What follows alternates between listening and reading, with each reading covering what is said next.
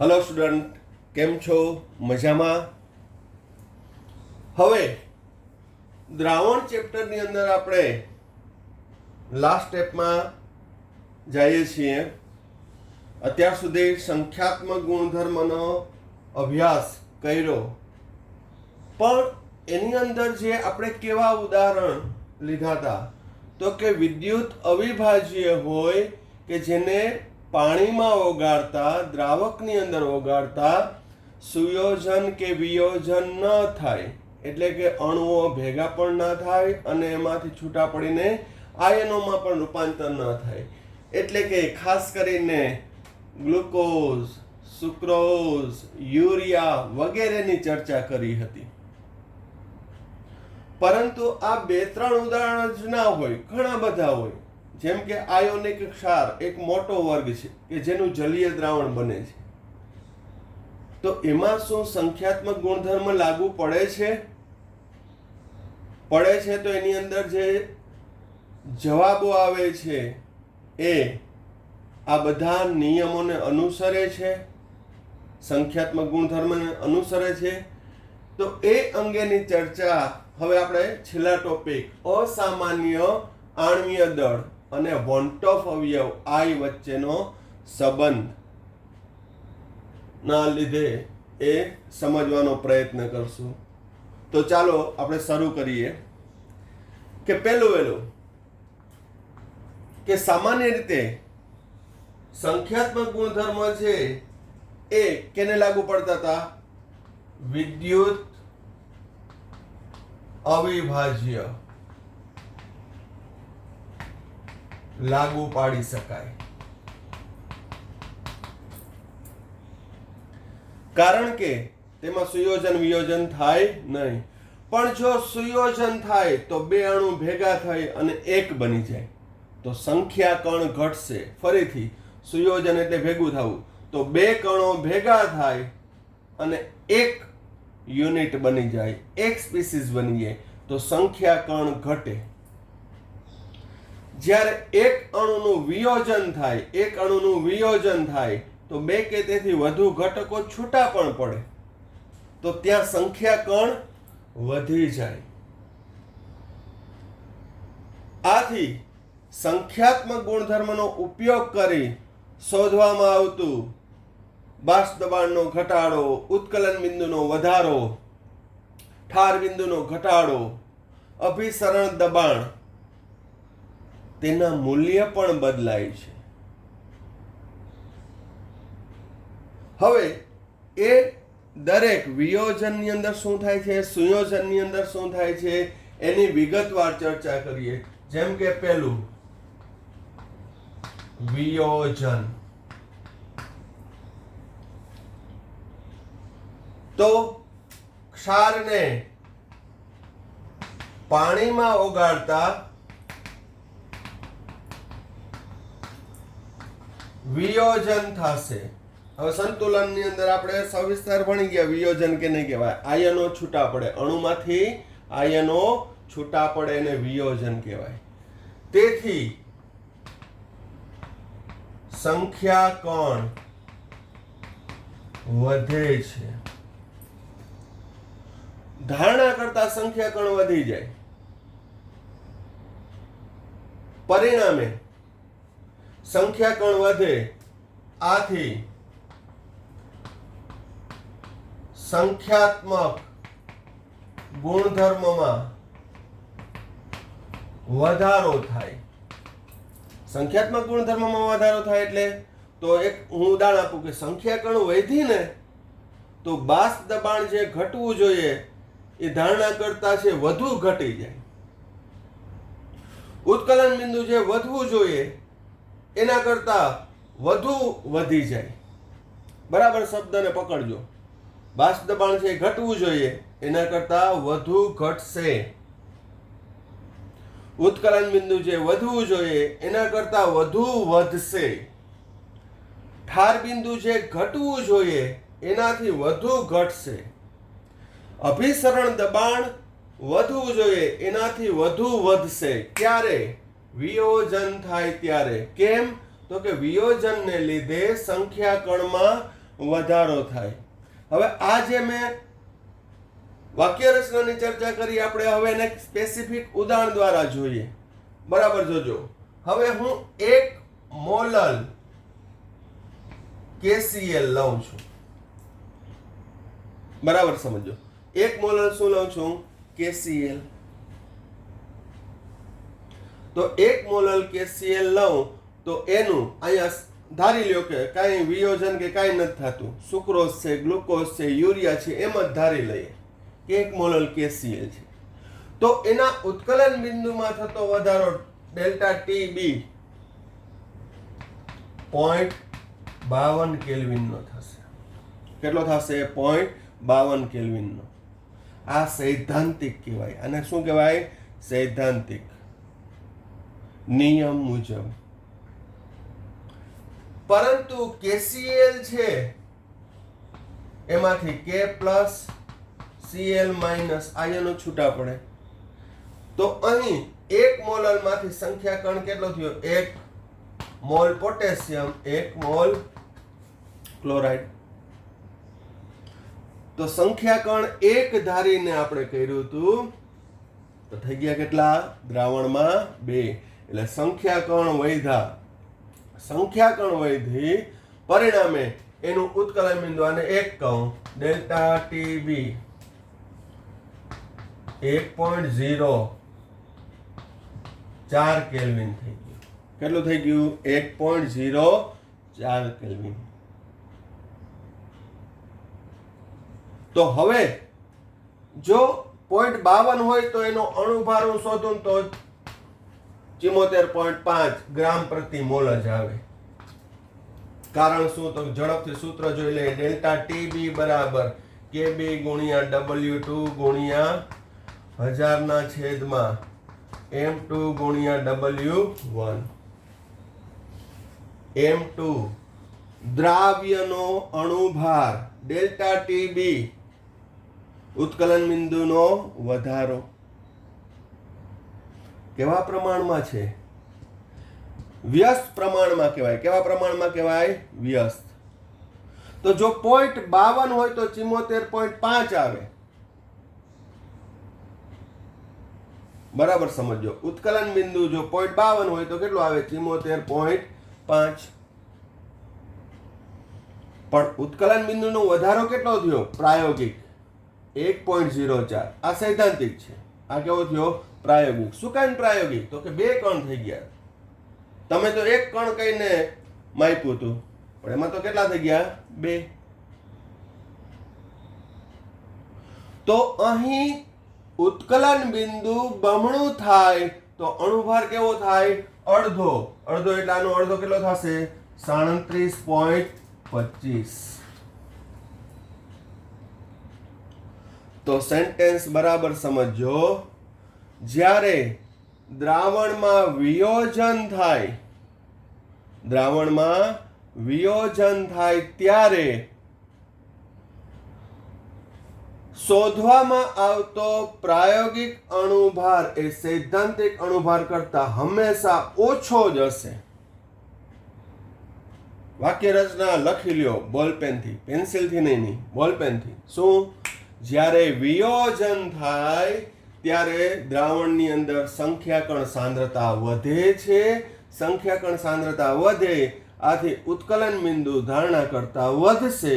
ઉત્કલન બિંદુ વધે તો દ્રાવ્યનો અણુભાર છે એ ઘટશે. સૈદ્ધાંતિક કરતા પ્રાયોગિક અણુભાર હંમેશા ઓછો જ આવશે.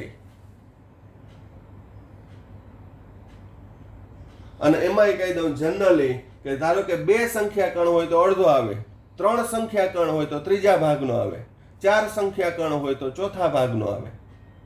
ઇન જનરલ કહું છું. પછી તો દાખલા ગણશું એટલે એની અંદર આવશે જ. દર વખતે એક ને એક વાત આવશે. પણ અહીં પહેલા થિયરી કન્સેપ્ટ ક્લિયર કરો. તો વિયોજન થાય ત્યારે શું થાય છે? શોર્ટમાં કહે તો કે જ્યારે ક્ષારને પાણીમાં ઓગાળવામાં આવે ત્યારે તેમાં વિયોજન થાય એટલે સંખ્યાકણ વધશે. આથી સંખ્યાકણ સાંદ્રતા પણ વધે.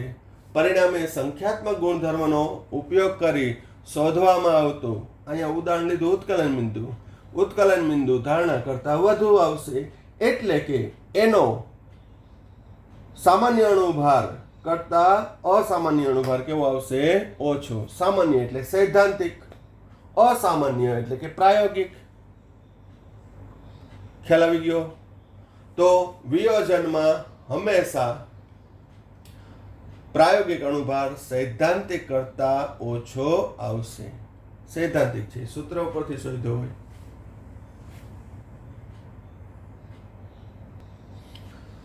હવે જ્યારે દ્રાવ્યને દ્રાવકમાં ઓગાળવામાં આવે ત્યારે બે કે તેથી વધુ અણુ, જનરલી બે જ આવશે પણ છતાં આપણે વાક્ય રચના વાપરીએ છીએ કે બે કે તેથી વધુ અણુ જોડાઈને દ્વિઅણુ અથવા બહુ અણુ બને છે. હવે અહીંયા શું થયું? તો કે સુયોજનની અંદર શું કહેવાય? બે કે તેથી વધુ અણુ જોડાય અને શું બનાવે છે? બે જોડાય તો દ્વિઅણુ બને, બે થી વધારે જોડાય તો બહુઆણ્વીય કહેવાય. તો અહીં મેં બે અણુ ઉમેર્યા હતા પણ એ બે જોડાઈ ગયા. કઈ રીતે જોડાય? હાઇડ્રોજન બંધને લીધે, ધ્રુવીય બંધને લીધે. તો બે માંથી કેટલા થઈ ગયા? એક થઈ ગયા. વિયોજનથી ઊંધું. વિયોજનમાં શું હતું? એક માંથી બે થયા, ત્રણ થયા, જેવો ક્ષાર. અહીં બે અણુ જોડાય અને એક અણુ બની ગયા. તો અહીં સંખ્યા કોણ છે એ ઘટી, દ્વિઅણુ બને. પરિણામે સંખ્યા કણ ઘટે છે. તો સંખ્યા કણ ઘટે, આથી ઉત્કલન બિંદુ માં વધારો ઘટશે. બરાબર, આ શબ્દ પકડજો. ઉત્કલન બિંદુમાં જે વધારો થાય છે એ ઘટશે. વિયોજનમાં જે ઉત્કલન બિંદુમાં વધારો થાય એના વધતો તો ત્યાં વધશે. અહીંયા ઉત્કલન બિંદુમાં વધારો છે એ કેવો થશે? ઘટશે. પરિણામે પ્રાયોગિક અણુભાર સૈદ્ધાંતિક કરતા બમણો આવશે. હજી વધારો છે ઘટશે કેટલો ખબર? અડધો થઈ જશે. ઉદાહરણ લઈએ આપણે ફરી પાછું અહીંયા. દાખલા તરીકે 2 મોલ એસિટિક એસિડને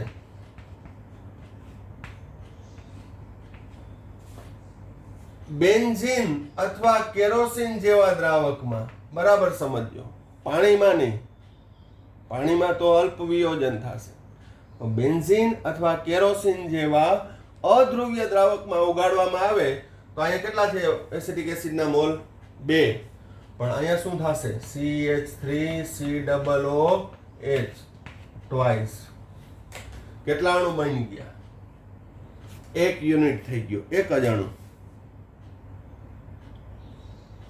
2 જુદા જુદા હતા, હવે ભેગા થઈ ગયા, 1 યુનિટ બની ગયું. અહીંયા સંખ્યા કણ ગણું તો અહીંયા કેટલા કહેવાય? 2 મોલ અણુ. અહીંયા 1 મોલ અણુ જ કહેવાય. ભલે ડબલ થઈ ગયા પણ સંખ્યા કણ તો કેટલી થઈ ગઈ? 1 જ. એનું કારણ પણ જોઈ લઈએ. અહીંયા કઈ રીતે જોડાણ થશે? તો કે અહીં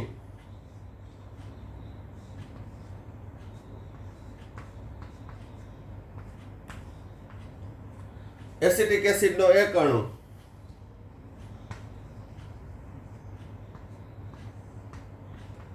એસિટિક એસિડનો બીજો અણુ, આ બંને વચ્ચે હાઇડ્રોજન બંધ બને છે. શું બને છે? હાઇડ્રોજન બંધ બને છે. એટલે એક આખો સિંગલ યુનિટ થઈ ગયો. આથી જ પ્રાયોગિક રીતે શોધવામાં આવતો ઉત્કલન બિંદુનો વધારો કેટલો થાય? તો કે અહીં 2 મોલનો આપણે ગણીએ તો 2 મોલનો કેટલો થાય? તો કે 1 મોલનો 0.52. 2 મોલનો કેટલો થશે? 1.04 કેલ્વિન. 2 મોલલ છે એટલે. તો ત્યારે એનો સૈદ્ધાંતિક અણુભાર કેટલો થાય? તો એસિટિક એસિડનો સૈદ્ધાંતિક અણુભાર 60 ગ્રામ પ્રતિ મોલ. આ શું થયું? સૈદ્ધાંતિક. હાલો ને આપણે 1 2 ના કહીએ, સૈદ્ધાંતિક. સૈદ્ધાંતિક ઉત્કલન બિંદુમાં વધારો કેટલો આવવો જોઈએ? 1.04, કારણ કે મેં 2 મોલ ઓગાળ્યા છે 1000 ગ્રામ દ્રાવકમાં, 2 મોલ.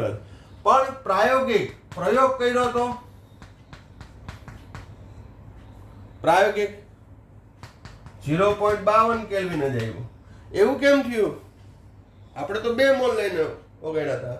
તો કે ભાઈ આપણે તો 2 મોલ ઓગાળ્યા હતા, પણ અંદર જઈને 2 ભેગા થઈ ગયા, 1 યુનિટ થઈ ગયા. સંખ્યા કણ ઘટ્યા. કે અમે તો એક જ છીએ, હતા કેટલા? 2, પણ ભેગા થઈ ગયા. કેટલા થઈ ગયા? 1.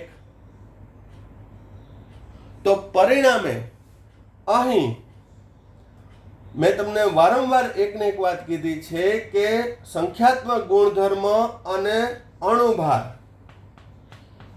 કેવા સંબંધ છે? વ્યસ્ત. તો અહીં સૈદ્ધાંતિક કરતા પ્રાયોગિક ઉત્કલન બિંદુ કેવું થાય? અડધું. તો સૈદ્ધાંતિક કરતા પ્રાયોગિક અણુભાર કેવો થશે? બમણો. મુદ્દો ક્લિયર થઈ ગયો? ફરીથી શું? સૈદ્ધાંતિક સંખ્યાત્મક ગુણધર્મ કરતા પ્રાયોગિક સંખ્યાત્મક ગુણધર્મ અડધો. તો સૈદ્ધાંતિક કરતા પ્રાયોગિક અણુભાર બમણો. તો કે જ્યારે સુયોજન થાય ત્યારે હંમેશા સૈદ્ધાંતિક અણુભાર કરતા પ્રાયોગિક અણુભાર કેવો મળશે? બમણો જ મળશે. પણ સુયોજન ક્યારે થાય? તો કે જ્યારે કાર્બનિક સંયોજન જેવા કે કાર્બોક્સિલિક એસિડ, ફિનોલ આવશે, એને બેન્ઝીન, કેરોસીન જેવા અધ્રુવીય દ્રાવકમાં ઓગાળવામાં આવે ત્યારે. ધ્રુવીયમાં ઓગાળો તો શું થાય? તો એ આપણે રાસાયણિક સંતુલન, આયોનિક સંતુલનમાં સવિસ્તાર ભણ્યા જ છીએ. એસિટિક એસિડને પાણીમાં ઓગાળતા એસિટિક એસિડ નિર્બળ એસિડ છે. આથી આયનો અને અણુ વચ્ચે સંતુલન સ્થપાય છે. તેનો સંતુલન અચળાંક Ka. આ બધી ચર્ચા સવિસ્તાર આપણે સંતુલનમાં મસ્ત રીતે કરી ગયા છીએ.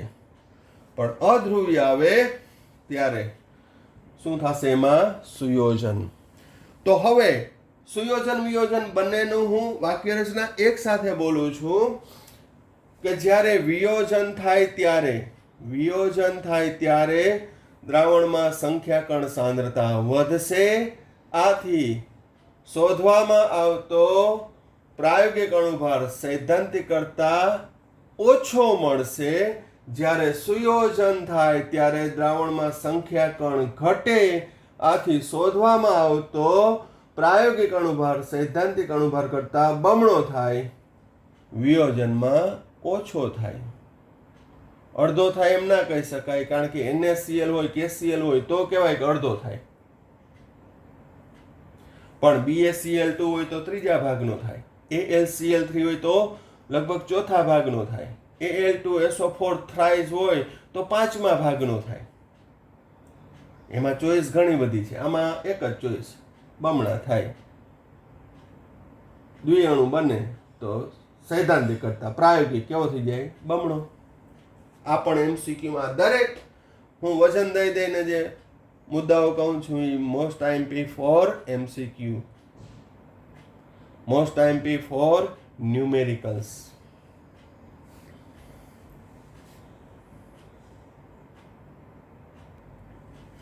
હવે આપણે સુયોજન વિયોજન થાય ત્યારે સાચો આણ્વીય દળ છે એ મેળવી શકાતો નથી.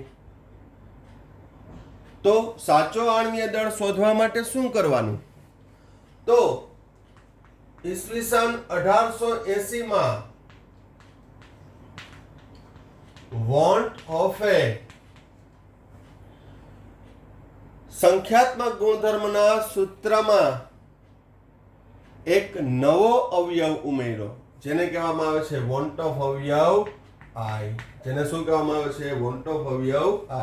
એ વોન્ટ ઓફ અવયવ I નું મૂલ્ય જો તમે સંખ્યાત્મક ગુણધર્મમાં મૂકો તો તમને જે આણ્વીય દળ મળશે એ સાચો મળશે. તો I ના સૂત્ર શું થશે? સામાન્ય મોલર દળ. મોલર દળ ને આણ્વીય દળ એ કહેવાય. એવું પછી મારે સમજાવવાની જરૂર પડવી જોઈએ નહીં. અસામાન્ય મોલર દળ બરાબર સામાન્ય એટલે સૈદ્ધાંતિક આણ્વીય દળ છેદમાં પ્રાયોગિક આણ્વીય દળ.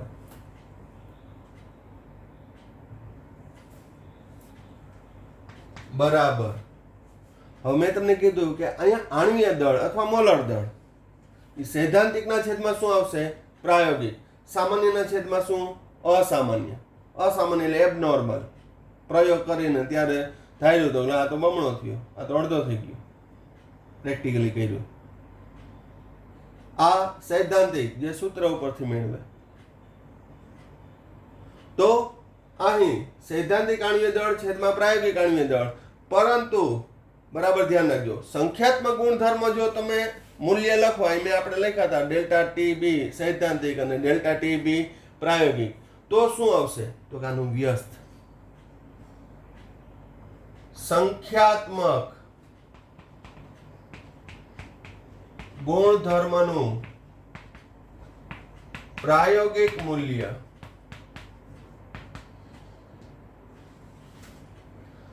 છેદમાં સંખ્યાત્મક ગુણધર્મનું સૈદ્ધાંતિક મૂલ્ય. આ બધા ઉપરથી શું શોધી શકો તમે? I શોધી શકો. હવે આ રીતે શોધેલો I છે એને સંખ્યાત્મક ગુણધર્મ ના સૂત્રની અંદર છે એ ફરજિયાત ગુણાવવો પડે. પણ એ પહેલા બરાબર ધ્યાન રાખજો, અહીંયા અગત્યનો MCQ સ્ટેટમેન્ટ કે જો આદર્શ દ્રાવણ હોય એટલે કે સુયોજન વિયોજન ન થાય તો I નું મૂલ્ય હંમેશા કેટલું થતું હતું? 1. એટલે એનો સૈદ્ધાંતિક અણુભાર કયો કે પ્રાયોગિક અણુભાર કયો બંને સમાન જ મળતો હતો. એટલે તો મેં સુક્રોઝની અંદર, ગ્લુકોઝમાં, યુરિયામાં I ગુણાવ્યો જ નહોતો. લાસ્ટ લેક્ચરમાં થોડીક I ની વાત કરી, બાકી તો એમાં મને ચિંતા જ નથી. કેમ? તો કે I નું મૂલ્ય 1 થાય, ગુણાવું કે ના ગુણાવું શું ફેર પડે? સમજાય છે?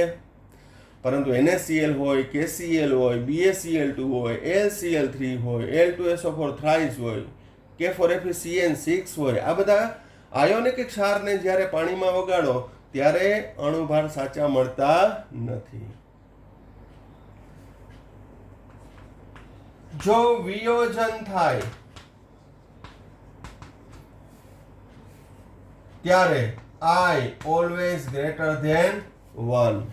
આપણે જોઈએ, હમણાં જ મેં તમને ઉદાહરણ આપ્યું હતું KCl નું. KCl નો સાચો અણુભાર કેટલો છે? 74.5. પ્રેક્ટિકલી કેટલો મળ્યો હતો? 37.25. જવાબ કેટલો આવ્યો? તો કે વિયોજન થાય ત્યારે I greater than 1. કારણ કે સૈદ્ધાંતિક અણુભાર પ્રાયોગિક અણુભાર કરતાં હંમેશા વધુ જ હશે અથવા પ્રાયોગિક ઓછો જ હશે.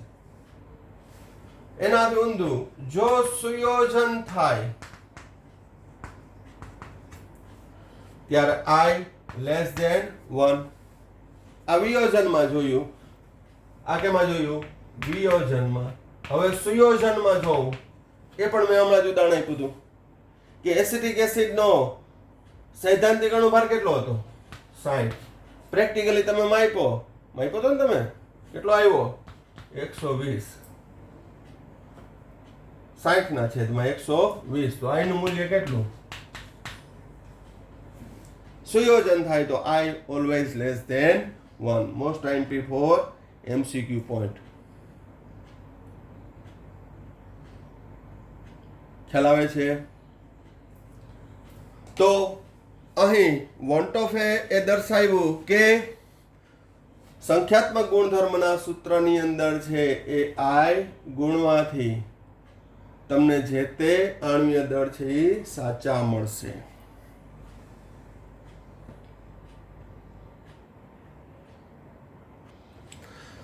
હવે સંખ્યાત્મક ગુણધર્મના સૂત્ર અને I નો ઉપયોગ કઈ રીતે કરવો? તો પહેલું સૂત્ર હતું બાષ્પ દબાણનો સાપેક્ષ ઘટાડો P1 નોટ માઇનસ P1 ના છેદમાં P1 નોટ બરાબર N2 ના છેદમાં N1 વત્તા N2. તો ત્યાં I ગુણાવાનો, પહેલા ગુણાવાનો એટલે ભૂલાય નહીં. અથવા બરાબર I ગુણ્યા W2 ગુણ્યા M1 ના છેદમાં M2 ગુણ્યા W1. ડેલ્ટા TB બરાબર KB ઇન્ટુ M હતું. પેલા શું ગુણાવવાનો? I, એટલે ભૂલાય નહીં. વળી ઓહો સર I ગુણાવતા ભૂલી ગયો, શું થશે? માર્ક મળશે, રીતના માર્ક મળશે. તો એ તો પેપર ચેકર ઉપર આધાર નથી જ આપતા, એટલે I ભૂલવાનો નહીં. આપણને કેમ ભૂલાય? કારણ I છે. બરાબર I ગુણ્યા KB ગુણ્યા મોલાલિટી W2 ગુણ્યા 1000 છેદમાં M2 ગુણ્યા W1. ડેલ્ટા TB બરાબર TF ઠાર બિંદુનો ઘટાડો KF ઇન્ટુ M. I ગુણ્યા KF ગુણ્યા W2 ગુણ્યા 1000 છેદમાં M2 ગુણ્યા W1. ચોથો સંખ્યાત્મક ગુણધર્મ અભિસરણ દબાણ પાઈ બરાબર CRT. I વડે ગુણ નાખવાનું ICRT. I ગુણ્યા WRT ના છેદમાં MV. દાખલા માટે પણ ઉપયોગી થશે. તો આ સંખ્યાત્મક ગુણધર્મના સૂત્રની અંદર છે એ I હંમેશા ગુણાવાનો. ગ્લુકોઝ, સુક્રોઝ અને યુરિયા હોય તો ચિંતાનું કારણ નથી, પણ છતાંય એ ગુણાઈ નાખવાનું. હવે I બીજી કઈ રીતે શોધાય એનું પણ સૂત્ર આપણે હમણાં જ જોશું. પણ પેલા I કઈ રીતે શોધવાનું? સામાન્ય અણુભાર, અસામાન્ય અણુભાર, સૈદ્ધાંતિક, પ્રાયોગિક. દાખલા ગણશું એટલે વધુ ક્લિયર થશે.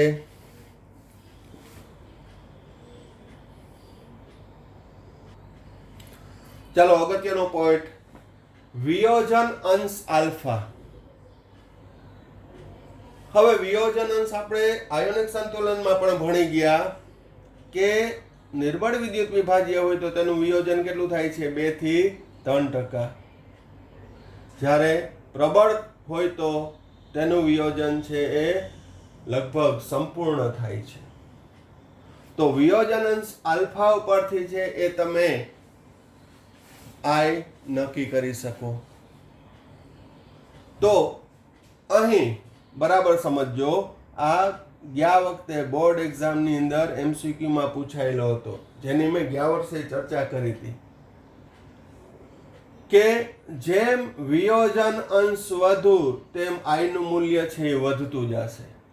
દાખલા તરીકે હું એમ કહું કે KCl હોય, KCl, તો એમાં વિયોજન અંશ K પ્લસ અને Cl માઇનસ, તો I નું મૂલ્ય કેટલું આવશે? 2. પણ એ ક્યારે? સંપૂર્ણ મંદન કરવામાં આવે ત્યારે. સંપૂર્ણ મંદન કરવામાં આવે, મંદ દ્રાવણમાં સંપૂર્ણ વિયોજન થાય. વિયોજન થાય એટલે વિયોજન અંશ 100%. 100% એટલે વિયોજન અંશ કેટલો થાય? 1. ટકાવારીમાં 100. તો વિયોજન અંશ 1 બરાબર I-1 ના છેદમાં n વિયોજન પામતા આયનોની સંખ્યા 2 ઓછા 1. તો સદરૂપ આપો 1 બરાબર I માઇનસ 1. તો I બરાબર શું થશે? +2. બીજું ઉદાહરણ આપી દઈએ, થોડીક મજા આવે એટલે. BaCl2 100% આયનીકરણ પામે તો Ba+2 ને 2Cl માઇનસ. છૂટા પડતા આયનોની સંખ્યા કેટલી છે? 3. તો I નું મૂલ્ય છે 3 આવવું જોઈએ. પણ ક્યારે સંપૂર્ણ વિયોજન થાય ત્યારે? સંપૂર્ણ વિયોજન ક્યારે થાય? તો કે એને મંદન કરવામાં આવે તો. મંદ કરતા જાય વિયોજન વધતું જ જશે. તો 100% આયનીકરણ થયું. 100% એટલે વિયોજન અંશ 1 I-1 છેદમાં વિયોજન પામતા આયનોની સંખ્યા કેટલી છે? 3. 3 ઓછા 1. તો 1 બરાબર I-1 ના છેદમાં 2. ડાયરેક્ટ હવે મૂકી દઉં. I બરાબર 3. તો વિયોજનમાં યાદ રાખજો, જેમ ઘટકની સાંદ્રતા ઘટશે એટલે કે મંદન થશે, તેમ તેનું વિયોજન તેનો I વોન્ટોફવ્ય I કેવો થશે? વધશે. તો અહીં હું એમ કહું કે 0.1 molar KCl 0.01 molar KCl 0.001 molar KCl. તો આ ત્રણમાં I નું મૂલ્ય સૌથી વધુ કેનું હશે? હું એમ કહું કે I A કહું, I B કહું, I C કહું. તો હું તમને દર વખતે લેક્ચરમાં થોડું વિચારવાનું કહું છું. આમાં તમારે સિક્વન્સ લખવાનો છે. 0.1 molar KCl 0.01 molar KCl 0.001 molar KCl નો વિયોજન અંશ ના આધારે વોન્ટ ઓફ અવયવ I A I B I C નો ક્રમ લખવાનો. ગ્રેટર ધેન, લેસ ધેન, બધાનો ઇક્વલ, તમારે જે લખવું હોય. ઓપ્શન નથી આપતું. અને એ પણ કહી દઉં તમને કે આ ગયા વખતે NCERT નું ફર્સ્ટ બોર્ડનું પેપર હતું એમાં પૂછાયેલું છે. અને ગયા વખતે પણ આ મુદ્દાની ચર્ચા કરી હતી. તમારી ટેક્સ્ટ બુકમાં પણ આપેલું છે કે મંદન કરતા વિયોજન વધે, અને વિયોજન વધે એટલે I વધશે. અહીંયા રહ્યો આલ્ફા બદલાય તો I નું મૂલ્ય બદલાશે. તો ખાસ આ મુદ્દા ઉપર કાળજી રાખજો.